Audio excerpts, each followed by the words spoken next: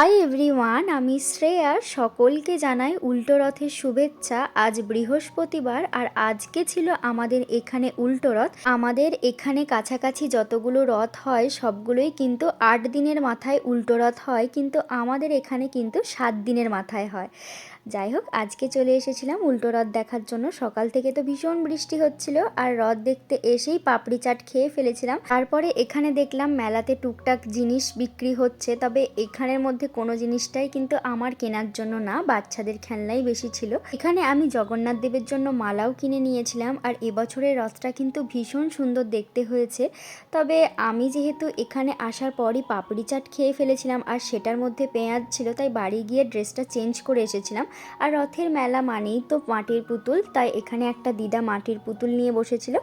যাই হোক, এখানে যেই মালাগুলো কিনেছিলাম সেই মালাগুলোও পরিয়ে দিলাম। আর তারপর শুরু হলো রথ টানা। আজকের ভিডিওটা এই পর্যন্তই। সবাই ভালো থেকো, সুস্থ থেকো, টাটা, জয় জগন্নাথ।